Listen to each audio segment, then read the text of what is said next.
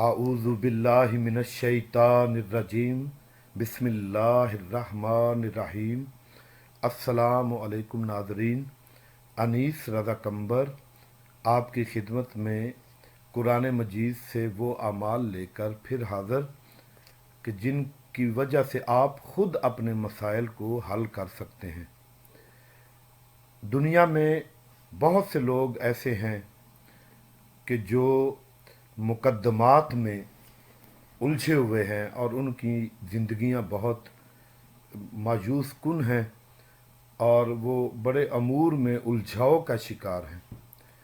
तो इन मुकद्दमात से निकलने के लिए मैं आज अमल लेकर आया हूँ। ये अमल सूरह नमल की आयत नंबर 26 का अमल है। बिस्मिल्लाहिर्रहमानिर्रहीम। अल्लाहु ला इलाहा इल्ला हुवा रब्बुल अर्शिल अज़ीम। इस आयत पे सजदा करना भी वाजिब है। अगर कोई शख्स और उसका वकील या दोनों में से एक भी नमाज फजर के बाद 313 दफ़ा ये आयत रोज़ाना पढ़े तो इंशाअल्लाह फौजदारी मुकदमे में कामयाबी होगी। मुकदमा फौजदारी के लिए है ये, और फैसला उसके हक में होगा, चाहे उसका मुखालिफ जितना भी ताकतवर, मजबूत और कवी हो और उसके जितने भी ताल्लुकात और उसके वसाइल हों। अल्लाह ताला इस अमल करने वाले को कामयाबी देगा। ये दूसरा अमल सूरह रूम की 4 और 5 नंबर आयात का अमल है। हम पढ़ते हैं जी, बिस्मिल्लाहिर्रहमानिर्रहीम। फ़ी बिज़अ सिनीन लिल्लाहिल अम्रु मिन क़ब्ल व मिन बाद व यौमइज़िन यफ़रहुल मुमिनून बिनस्रिल्लाहि यंसुर मन यशाअ व हुवल अज़ीज़ुर रहीम। अगर कोई शख्स सूरज ढलने के बाद रोज़ाना 111 दफ़ा ये आयात पढ़ेगा तो मुकद्दमा से बरी होगा।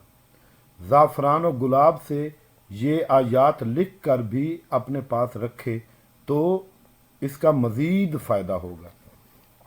अगर कोई शख्स कैद में है और बेगुनाह है तो सूरह रूम की ये 17 और 18 नंबर आयात का अमल करे। बिस्मिल्लाहिर्रहमानिर्रहीम। फ़सुब्हानल्लाहि हीना तुमसूना व हीना तुस्बिहून वलहुल हम्दु फिस समावाति वल अर्ज़ि व अशिय्यम व हीना तुज़हिरून। ये आयात हर रात 80 दफ़ा पढ़ेगा तो इंशाअल्लाह कैद से रिहाई पाएगा, और अगर ये आयात लिख कर अपने पास रखेगा तो और भी जल्द फ़वाइद हासिल होगी। नाज़रीन, मैं आपके अपने इस चैनल पर ऐसे आमाल लेकर आता हूँ कि जो बहुत ज़्यादा असर रखते हों और नहायत मुख्तसर हों, ताकि उन्हें करने में ज़्यादा तकलीफ़ ना हो, मगर कर लिए जाएं। अगर कर लिए जाएं तो इंशाअल्लाह 100% इसका फ़ायदा होता है। अपने चैनल को लाइक, सब्सक्राइब और शेयर करें ताकि ज़्यादा से ज़्यादा अवामुन नास का फ़ायदा हो सके। वस्सलाम।